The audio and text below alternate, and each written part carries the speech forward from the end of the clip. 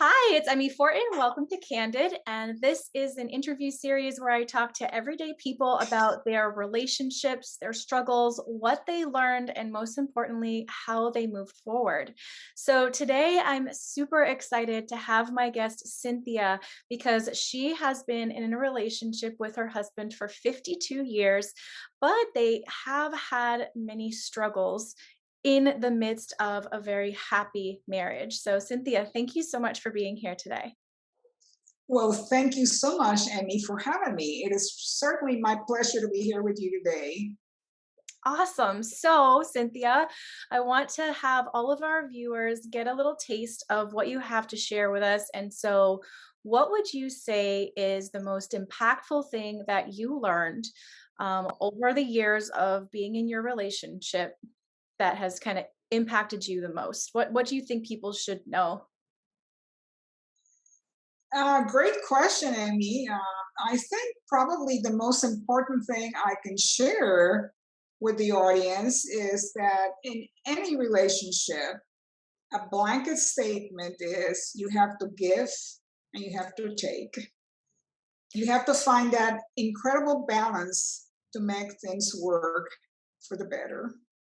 Sure. I think that's incredibly important because you're not always going to be in a state of one or the other. You know, there might be months, maybe years, maybe weeks that you are more giving and supporting, and others where you will need to receive. So having that ebb and flow is super integral to a relationship, right? Absolutely, absolutely. You have it correct. So you so you have a lot of ebb and flow, and so I'd love for you to give us just a quick little backstory about your relationship with your husband. Maybe tell us a little bit about. I know that we were talking about that there was an age difference, and so tell us just a little bit. Give us an idea of what it was like for you. Sure, Amy. I have been married for about 52 years. When I got married at the age 29, my husband was 19 years my senior. And the comment among my friends and family was, Cynthia, that's not going to last. Those were my wedding wishes.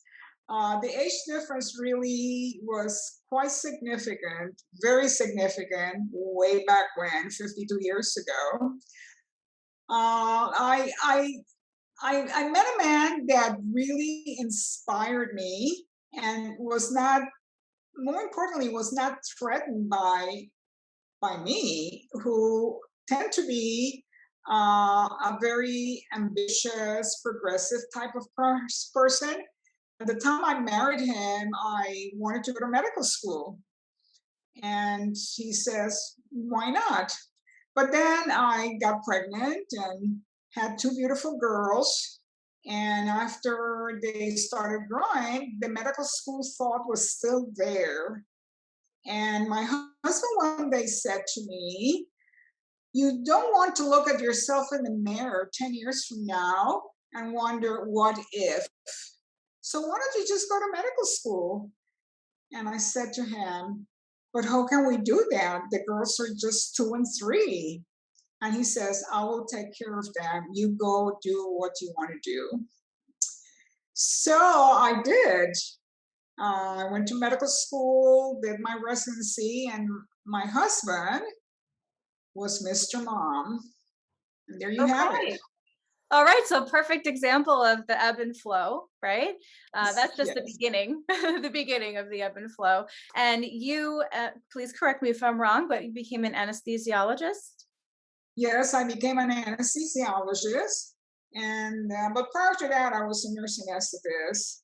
Okay. Uh, Prior to that, I was a registered nurse. I've been a lifetime student, actually.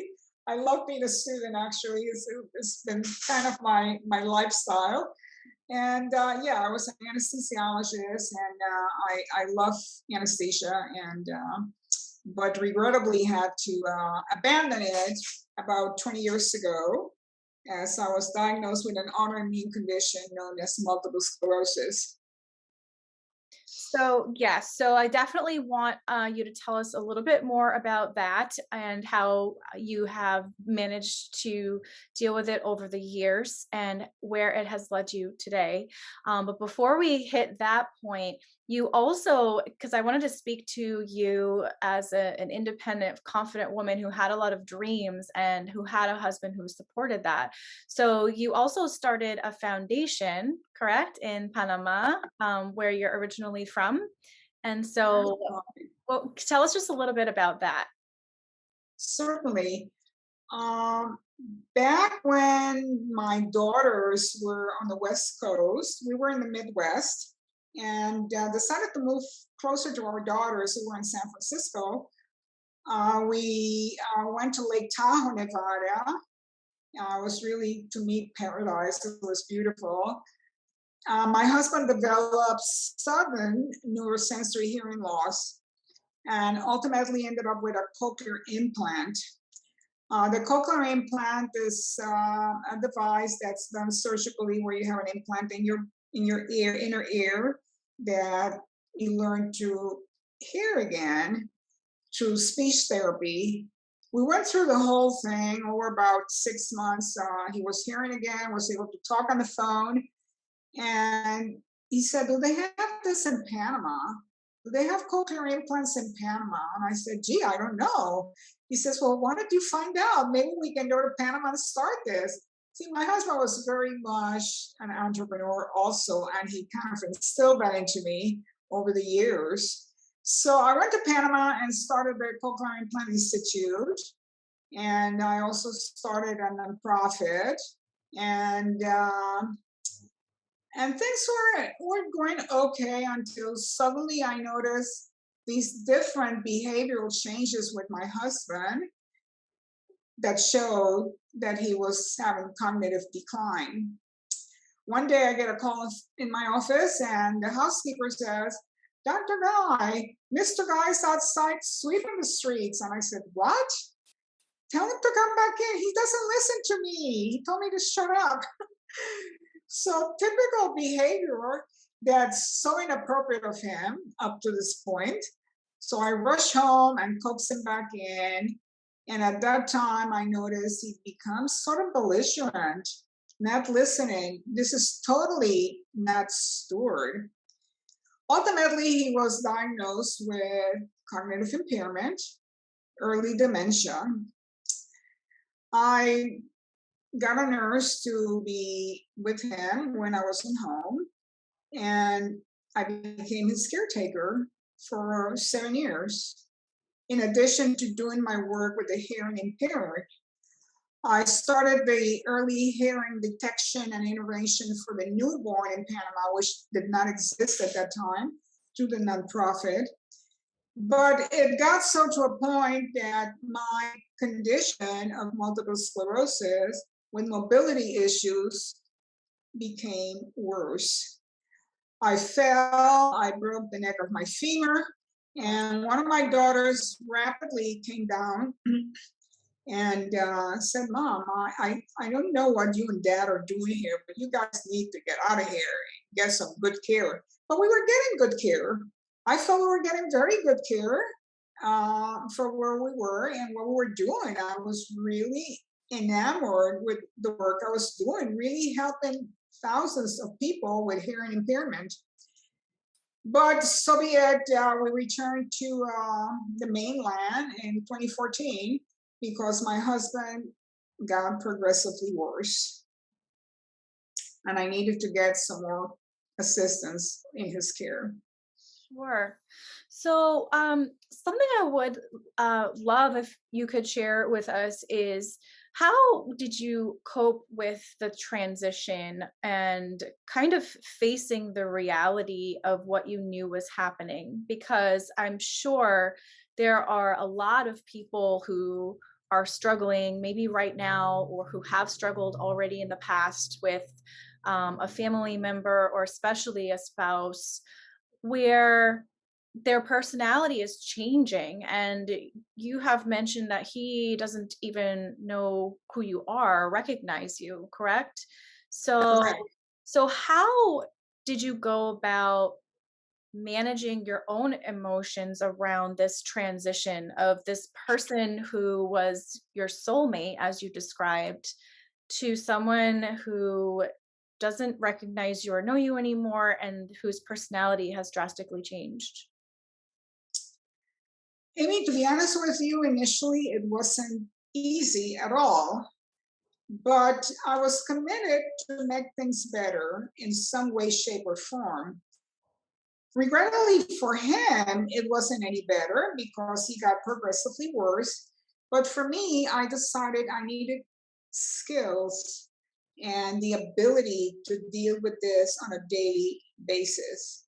Because, on the other hand, my mobility issues and the stress that I was under with everything that was in our lifestyle at that moment was not conducive to my well being.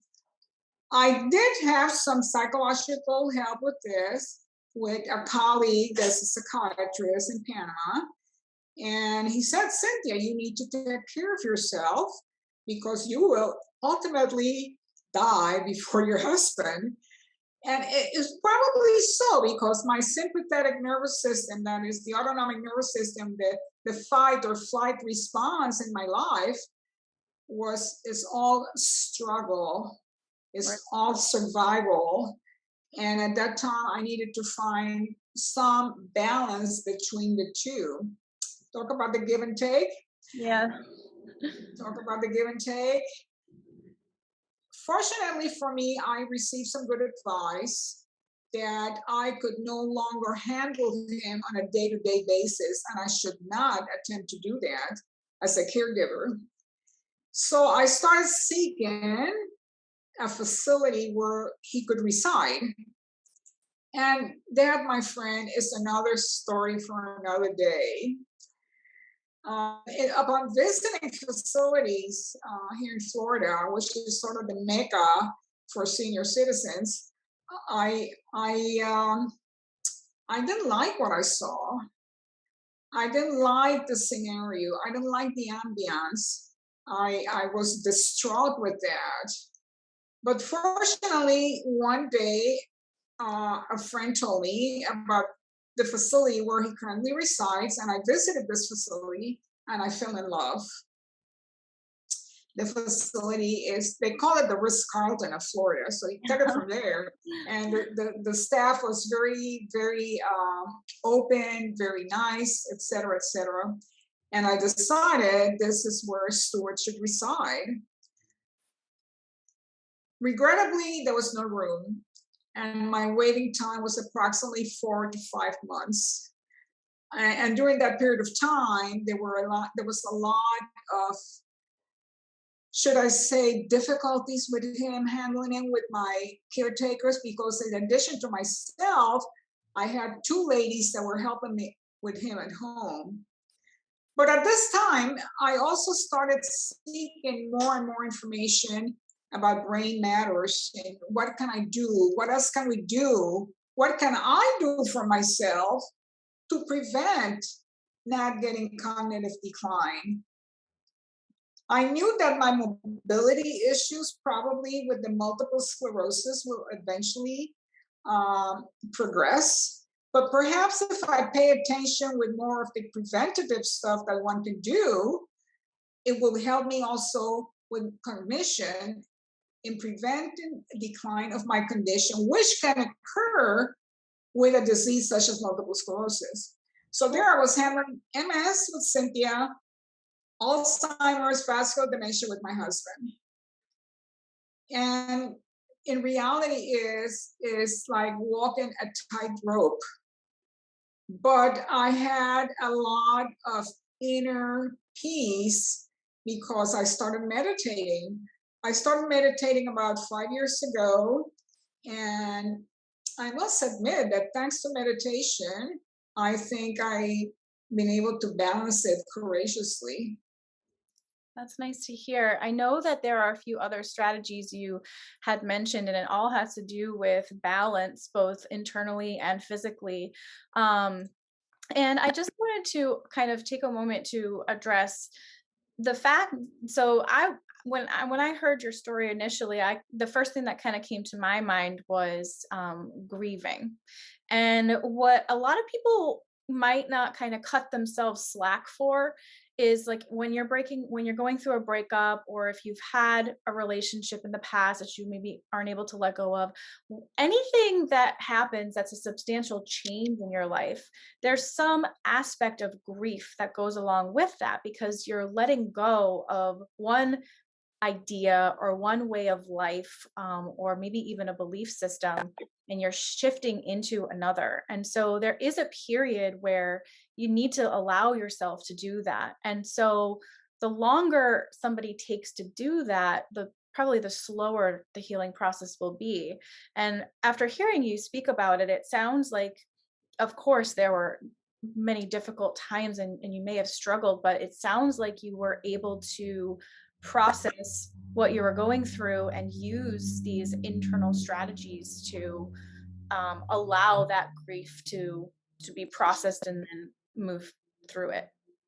And I know that you said you still have, some moments where you experience that grief, but how do you manage it at this point? You still use probably meditation and any other things?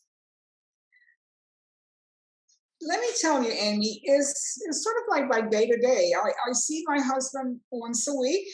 During the COVID era, when everything was on lockdown, I didn't see him for a very, very long period of time because there were no visitors allowed. But I came in touch with him through FaceTime. They provide us FaceTime for us once a week, but I didn't personally see him. The period of separation during COVID sort of made me rehearse what it would be like when he is not physically around. And comparing that period of time to what I have gone through over several years is pretty much the same, because I have lost my soulmate years ago when he no longer recognizes me. On a day to day basis, my counselor that I had in Panama told me that, Cynthia, he is not suffering in his own mind, whatever is going on in his own mind. He is in his own world, and he is not in pain. He is not suffering. He doesn't have any underlying chronic condition other than his dementia. That's the amazing thing with my husband. He doesn't have diabetes, hypertension, nothing. He has no heart disease, nothing. So Right. that's why in about 6 weeks he's going to be 100. But Oh, the computer is not working. The hard drive went belly up long time ago. So when I look at him, I am happy that he's not suffering, and that gives me peace. He's not in pain. He eats well. He hasn't lost any weight. He's now being fed. Last week when I went there, it was during lunchtime, they were feeding him. And that kind of made me sad. But you know what? He's still eating. He's still eating. mhm. I sort of compensate the good things with the not too good things. And I go, you know what? He's still eating. He's still alive. He's behaving well. He's not yelling. He's not fighting with anyone. He's at peace in his own world. And that gives me comfort. Right. So And how and do that I balance these things and seeing what he's going through on a day-to-day basis, so to speak, or week to week when I see him. And I get reports from him on a weekly basis when I'm unable to go there. And that's very comforting. I know that I love him, and I know that he loved me for many, many years when he used to know who Cynthia is. So that's my story. Yeah, and so that speaks to a few things that you already mentioned when your therapist was helping you. You have to focus on yourself, and so, in your own health as well. And so I think that's super insightful that you shared that, because he is healthy and not suffering, it enables you to focus on yourself and your own mental physical health. And you and I were talking earlier, and I loved the portion where you said that because you have a lot of gratitude for all of the wonderful years that you did have together and were able to love each other without any kind of disabilities. And so that is something that keeps your love strong. Um, and you mentioned that you have you're with him for the long haul, right? So Right. you're committed to him. You're loyal to him, and your love for him hasn't changed. Even though he's changed in his personality, you can refer to that whole first portion of experiences and love that you have for each other, which I thought was really, really insightful. Thank you. It is. It is. So I'm very grateful for actually the amazing life I've had, and for that I'm grateful. I have two beautiful daughters from my marriage with Stuart.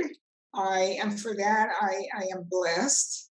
Two amazing young women, and who I love dearly, by the way. And I had a career that I enjoyed.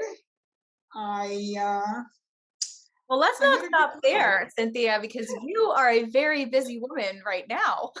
Yes, I You have am. a I lot am. of things that I am. you're working on, and I would love for you to share some of that with the people who are listening. So, in conjunction with what you were talking about, regarding taking care of your physical and mental health, you have so much knowledge in brain matters, which is a course you developed and also you speak about. So, can you tell us a little bit about what because I know your passion now is helping to people in the prevention department, right? Preventing dementia, preventing. Um, Absolutely. yeah. So tell us a little bit about what you're working on.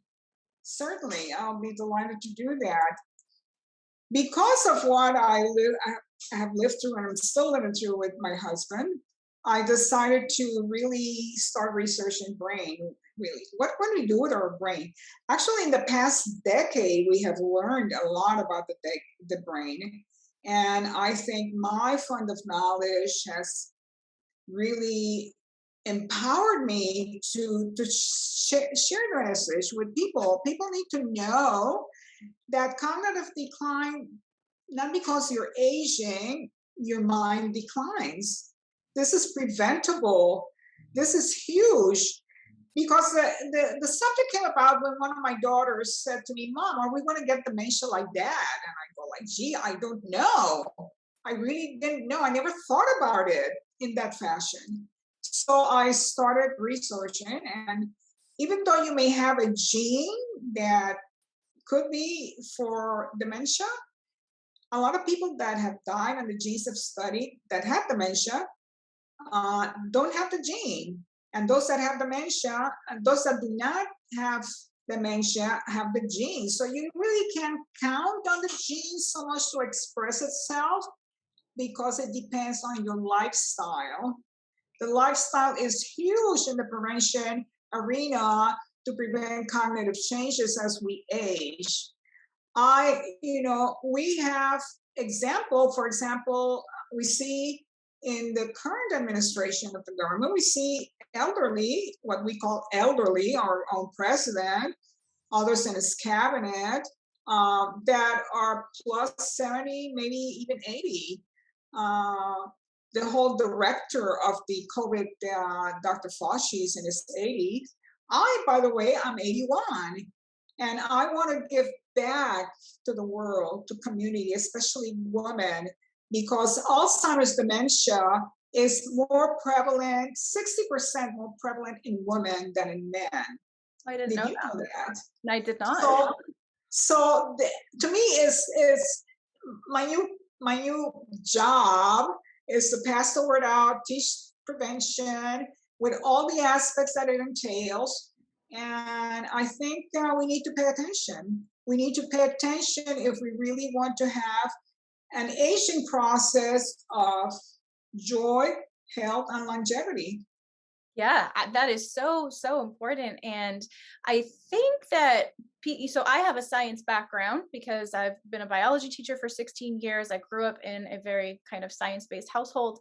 But I think a lot of people might not understand or even know that environment just plays such a huge role on your genes. And so genes are really just a blueprint, right? They don't, just because you might have a gene for something doesn't mean that you will definitely develop it. And so people need to understand that what you surround yourself with, as far as, toxic chemicals and what you're putting in your body, what you're putting on your body, if you're, physically active, if your brain active, these are all things that can flip your genes on or off, whether they be good expression or things that are expressing diseases.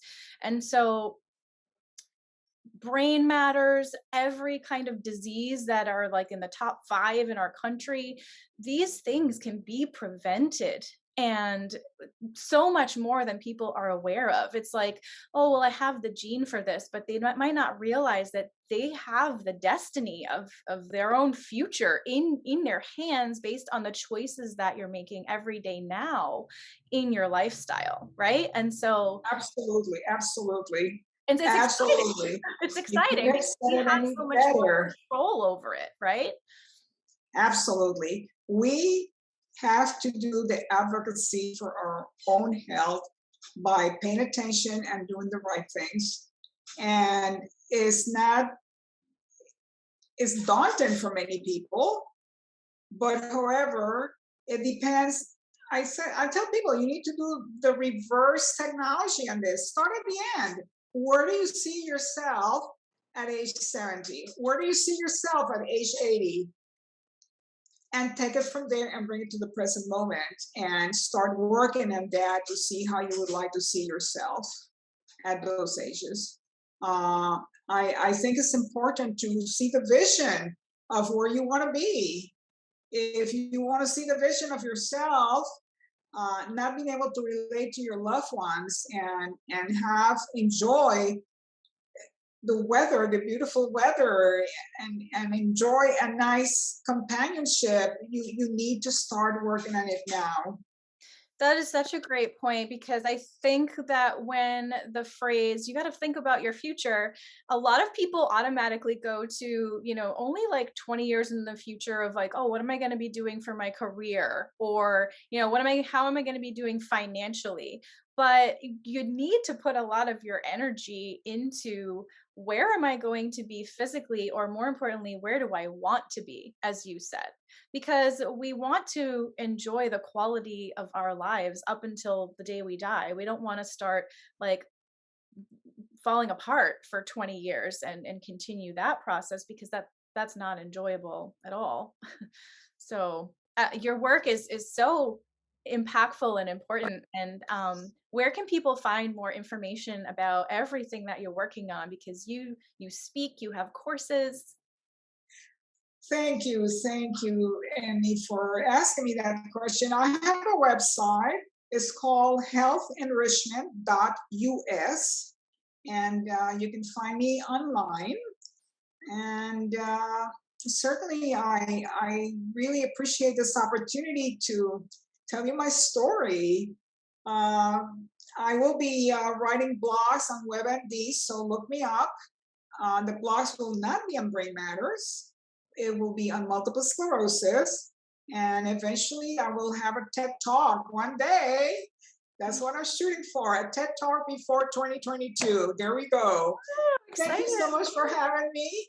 And Yes, I I can't wait to really watch. appreciate spending time with you and me. Thank you so much. Likewise, Cynthia. Thank you so much.